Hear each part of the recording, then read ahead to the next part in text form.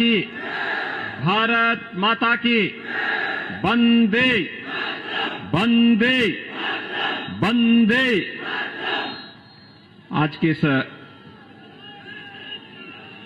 कार्यक्रम में मंच पर मेरे साथ उपस्थित यहां के लोकप्रिय सांसद और किसान मोर्चा के राष्ट्रीय अध्यक्ष श्री राजकुमार चाहर जी, उत्तर प्रदेश सरकार में मंत्री के रूप में जिन्होंने अच्छा कार्य किया है, यहां के वर्तमान में अभी विधायक चौधरी उदय भान सिंह जी, जिलाध्यक्ष श्री गिरिराज कुशवाहा जी, महामंत्री श्री संजय चौहान जी, आज के इस कार्यक्रम में हमारे लोकप्रिय प्रत्याशी चौधरी बाबूलाल जी, विधायक महेश गोयल जी, प्रधान श्री रवि शर्मा जी, रामेश्वर चौधरी जी, बलबीर सिंह जी, ठाकुर जोगेंद्र सिंह जी, महस सिंह जी, दुर्गपाल सिंह चाहर जी, प्रशांत पोनिया जी, ठाकुर कुलदीप सिकरवार जी, सोनू चौधरी जी, शेर सिंह जी और मंच पर उपस्थित भारतीय जनता पार्टी के सभी पदाधिकारीगण और उपस्थित भाइयों बहनों, आज यहां पर फतेहपुर सीकरी की इस धरती पर आप सभी के साथ भारतीय जनता पार्टी के प्रत्याशी के समर्थन में अपील करने के लिए मैं आया हूं। भाइयों बहनों, उत्तर प्रदेश विधानसभा का चुनाव प्रारंभ हो चुका है और उत्तर प्रदेश विधानसभा के चुनाव में प्रथम चरण में 10 फरवरी को आप सभी को उत्तर प्रदेश विधानसभा के लिए अपना प्रतिनिधि चुनकर के भेजना है। आपने प्रदेश के अंदर कांग्रेस, समाजवादी पार्टी और बहुजन समाजवादी पार्टी की सरकार को भी देखा है और विगत 5 वर्ष के दौरान भारतीय जनता पार्टी की सरकार की कार्यपद्धति को भी देखा है। भाइयों बहनों, वर्तमान में पूरी दुनिया कोरोना महामारी की चपेट में है। कोरोना की तीसरी लहर ने व्यापक जनधन की हानि की। दुनिया कोरोना से पस्त है, लेकिन भारत के अंदर प्रधानमंत्री मोदी जी के मार्गदर्शन में, उनके नेतृत्व में बेहतरीन कोरोना प्रबंधन का जो कार्य हुआ है, आज उसका परिणाम है कि भारत एक बेहतर स्थिति में है।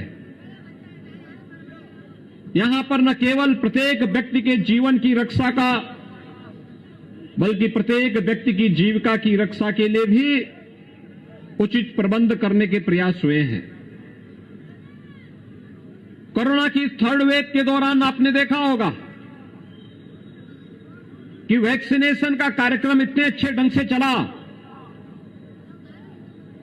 कि थर्ड वेव की आशंका को समय से पहले ही नियंत्रित कर दिया गया है। सेकेंड वेव के दौरान भी ऑक्सीजन का संकट आया था, लेकिन प्रधानमंत्री मोदी जी के नेतृत्व में ऑक्सीजन में प्रदेश का हर जनपद आज आत्मनिर्भर हो गया है। और भाइयों बहनों, प्रथम वेव में भी आपने देखा होगा, लॉकडाउन के दौरान प्रवासी कामगार और श्रमिक अपने घरों को आए, उनको सुरक्षा, उनको खाद्यान्न उपलब्ध कराना, पूरे कोरोना कालखंड में न केवल फ्री में टेस्ट, फ्री में उपचार की व्यवस्था, फ्री में वैक्सीन, सबको वैक्सीन और डबल इंजन की सरकार है, तो डबल डोज राशन की भी हर गरीब को देने का कार्य भी किया गया। भाइयों बहनों, मैं आपसे पूछना चाहता हूं, कोरोना के दौरान डबल इंजन की भारतीय जनता पार्टी की सरकार आपकी सेवा में थी। भारतीय जनता पार्टी के सांसद, विधायक, पदाधिकारी आपकी सेवा में थे। लेकिन कोरोना के दौरान न सपा का था पता था, न बसपा का था पता था, न ही कांग्रेस का था पता था। जो संकट में साथी नहीं, वह आपका सही साथी नहीं। वह कैसे सहयोगी जो संकट में सहयोग न करे। संकट का सहयोग भारतीय जनता पार्टी की डबल इंजन की सरकार कर रही थी। वही साथी है। ये तो सपा और बसपा तो अवसरवादी हैं और चुनाव में अवसरवादियों को सही सबक सिखाने की आवश्यकता है। इसीलिए भाइयों बहनों, मैं आपसे अपील करने के लिए आया हूं। भाइयों बहनों, मैं इस धरती को नमन करता हूं। यह धरती महापराक्रमी योद्धा गोकुल जाट की भूमि भी है। याद करिए, गोकुल जाट जी के नाम पर हम लोगों ने यहां एक चौक का नामकरण किया है, सड़क का भी नामकरण किया है। याद करिए, गोकुल जाट ने औरंगजेब के छक्के छुड़ा दिए थे।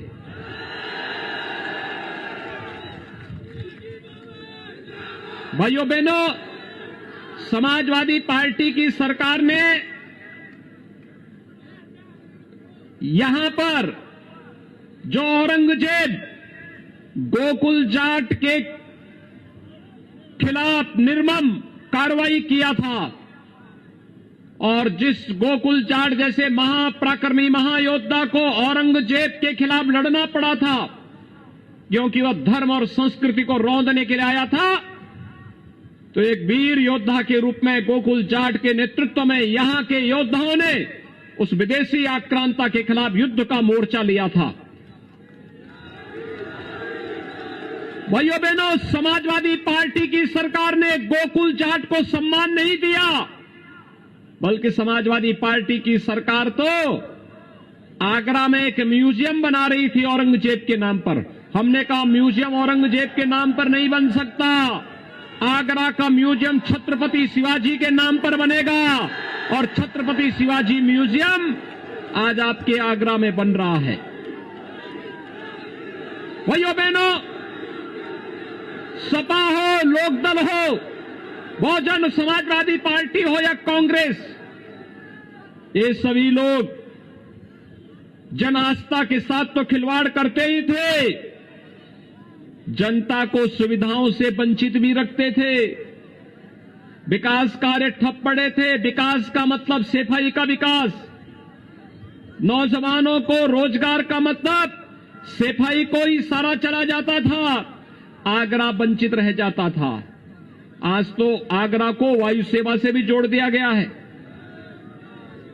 आज तो आगरा में मेट्रो का काम भी हो रहा है।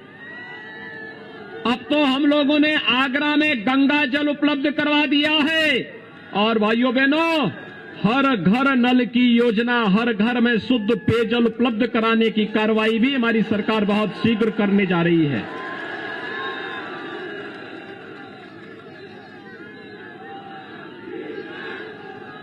पिछली सरकार ने समाजवादी पार्टी के नेतृत्व की जो सरकार थी, उस सरकार ने गरीबों का, वृद्धजनों का, विधवा महिलाओं का, दिव्यांगजनों की पेंशन को बंद कर दिया था। हमारी सरकार 1 करोड़ वृद्धजनों को, विधवा महिलाओं को, दिव्यांगजनों को 12,000 रुपए सालाना पेंशन की सुविधा उपलब्ध करवा रही है। ये हमारी गरीब कल्याण की योजना को प्रदर्शित करता है। कुंवारी कन्याओं के लिए कन्या सुमंगला योजना, ये भारतीय जनता पार्टी की सरकार लेके आई डबल इंजन की सरकार।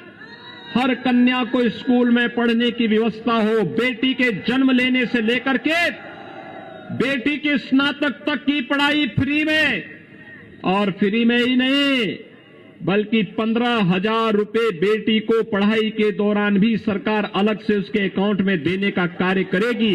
ये मुख्यमंत्री कन्या सुमंगला योजना भी भारतीय जनता पार्टी की डबल इंजन की सरकार ने दिया। भाइयों बहनों, बेटियों की सुरक्षा या कानून व्यवस्था की स्थिति, दंगा, हर तीसरे दिन दंगा, या बेटियों की सुरक्षा में कितना खेल होता था। लेकिन आज बेटी भी सुरक्षित है, प्रदेश में दंगे नहीं होते। अब तो दंगा करने वाले को 10 बार सोचना पड़ता है कि दंगा करेंगे तो पोस्टर चश्मा हो जाएंगे। बाप दादों ने जो नैतिक अनैतिक तरीके से कमाया है सब बिक जाएगा। इसलिए सभी लोग आज दंगा करने से भागते हैं। नहीं तो भाइयों बहनों, सपा की सरकार में हर तीसरे दिन एक दंगा होता था। एक नियति बन चुकी थी प्रदेश की दंगा करने की। और इसलिए आज हम सब आए हैं आपके बीच में आपसे कहने के लिए, मात्र भारतीय जनता पार्टी एक पार्टी है जो गांव, गरीब, किसान, नौजवान, महिलाएं और समाज के प्रत्येक तबके के हितों के लिए कार्य करने के लिए पूरी प्रतिबद्धता के साथ कार्य कर रही है। और भाइयों बहनों, भारतीय जनता पार्टी की सरकार है जो आस्था का भी सम्मान कर रही है। प्रत्याशियों की सूची आप देखें, कैसे कैसे लोगों को समाजवादी पार्टी और बहुजन समाजवादी पार्टी और कांग्रेस में एक होड़ लगी है, ऐसे लोगों को प्रत्याशी देने की जिनकी आपराधिक पृष्ठभूमि है। याद करिए, मुजफ्फरनगर का दंगा भी हुआ था और मुजफ्फरनगर के दंगे से समाजवादी पार्टी की टोपी पूरी रंगी हुई है। उन निर्दोष किसानों का, उन निर्दोष जाति युवकों का, गौरव और सचिन नाम के उन निर्दोष नौजवानों के खून से रंगे हुए समाजवादी पार्टी के हाथ। एक तरफ मुजफ्फरनगर के दंगों से इनके हाथ रंगे हुए हैं और दूसरी तरफ राम भक्तों पर गोली चलाने का भी पाप इनके ऊपर लगा हुआ है। इन लोगों को जब अवसर मिला, इन्होंने प्रदेश को दंगों की आंख में झोंकने का कार्य किया, प्रदेश के विकास की योजनाओं पर बंदरबाट करने का कार्य किया। प्रदेश के विकास को इन लोगों ने पूरी तरह से प्रदेश को बर्बाद करने के लिए कोई भी ऐसा जो भी षड्यंत्र हो सकता था, उस षड्यंत्र के हिस्सेदार सपा और बसपा अपने अपने समय में रही है। और इसलिए भाइयों बहनों, आज हम सब आपके बीच में आए हैं। भारतीय जनता पार्टी की डबल इंजन की सरकार है। प्रधानमंत्री मोदी जी के नेतृत्व में आज पूरा देश विकास की एक नई ऊंचाइयों की ओर तेजी के साथ बढ़ रहा है। भारत दुनिया के अंदर एक महाताकत के बनकर के उभर रहा है। हर गरीब को, हर किसान को, हर नौजवान को और महिला को आज सम्मान मिल रहा है। और आप देख सकते हैं, हर गरीब को शासन की योजना के साथ जोड़ने के लिए प्रधानमंत्री किसान सम्मान योजना किसानों के लिए हो, गरीबों को उनकी उपज का दाम देने का हो, फूड प्रोसेसिंग सेंटर के रूप में आलू प्रोसेसिंग के लिए अलग अलग यूनिट लगाने की कार्रवाई हो। अभी हम लोगों ने मथुरा में लगाया है, एक बहुत बड़ा उद्योग लगाया है जहां 1 लाख मीट्रिक टन आलू की प्रोसेसिंग हर साल होगी। किसान को अच्छा दाम मिलेगा और किसान खुशहाल होगा। प्रदेश के 2,54,00,000 किसान भाइयों बहनों प्रधानमंत्री किसान सम्मान निधि का लाभ प्राप्त कर रहे हैं। प्रदेश के अंदर किसानों की कर्ज माफी का कार्य भारतीय जनता पार्टी की डबल इंजन की सरकार ने किया था। और यही नहीं, प्रदेश के नौजवानों के लिए 5 लाख नौजवानों को सरकारी नौकरी देने की कार्रवाई रही हो, या फिर 1,61,00,000 नौजवानों को रोजगार की सुविधा, ये केवल डबल इंजन की भारतीय जनता पार्टी की सरकार के ही द्वारा किया गया। पिछली सरकारें तो नौकरी निकलती थी, चाचा भतीजा और महाभारत के सारे रिश्ते उन नौजवानों के परिवारों से वसूली के लिए निकल पड़ते थे। प्रदेश के अंदर नौकरी के नाम पर लूट खसोट होती थी, ट्रांसफर पोस्टिंग के नाम पर केवल पैसा वसूला जाता था और तमाम प्रकार के माफियाओं को प्रश्रय देकर के अराजकता पैदा करवाने की पूरी छूट दी जाती थी। भाइयों बहनों, आज हम सब आपके बीच आए हैं आपसे कहने के लिए, भारतीय जनता पार्टी राष्ट्रवाद, सुशासन और विकास के मुद्दे पर इस चुनावी समर में आपके सामने है। कोरोना के कारण हम बड़ी बड़ी रैली नहीं कर पा रहे हैं, चुनाव आयोग ने रोक लगाई है, उस सब के बावजूद आपका उत्साह भारतीय जनता पार्टी के समर्थन में जो दिख रहा है, मैं विश्वास के साथ कह सकता हूं, जो अपराधी और माफिया सपा बसपा का प्रत्याशी बनकर के जनता को धमकाने का कार्य कर रहे हैं, वे लोग याद कर ले 10 मार्च की तिथि जब परिणाम आएंगे, भारतीय जनता पार्टी प्रचंड बहुमत के साथ सरकार बनाएगी, तो फिर माफियाओं के खिलाफ कार्रवाई का अभियान और बुलडोजर चलने का अभियान फिर प्रारंभ हो जाएगा, फिर चलेगा। और उसी विश्वास के साथ मैं आपके बीच में आया हूं। ये फतेहपुर विधानसभा सीट से हम लोगों ने अपना योग्य प्रत्याशी, आपने योग्य विधायक दिया था चौधरी उदय भान जी के नाम पर, प्रदेश सरकार ने उन्हें मंत्री बना करके यहां की सेवा और प्रदेश की सेवा के लिए लगाया था। चौधरी उदय भान सिंह जी हमारे बहुत अच्छे विधायक के रूप में उन्होंने काम किया और आज भाइयों बहनों, हमने यहां पर चौधरी बाबूलाल को एक बार फिर से प्रत्याशी के रूप में आपके बीच में उतारा है। चौधरी बाबूलाल एक युवा है और आपकी तरह युवा बनकर के कार्य करना चाहते हैं, उनके अंदर जज्बा है। चौधरी बाबूलाल जब काम करेंगे तो भाइयों बहनों, पेयजल की समस्या का भी समाधान होगा। बालिका शिक्षा की समस्या के लिए हमने पहले ही कॉलेज दे दिया है, जमीन दे दीजिए, कॉलेज का निर्माण भी यहां पे हो जाएगा। तो कॉलेज के लिए हम पहले कॉलेज स्वीकृत करके यहां भेजे हुए हैं। आप लोग चौधरी बाबूलाल से सहमत हैं? कमल निशान पर सब वोट देंगे? दोनों हाथ उठा करके मेरे साथ बोलेंगे, भारत माता की, भारत माता की, भारत माता की।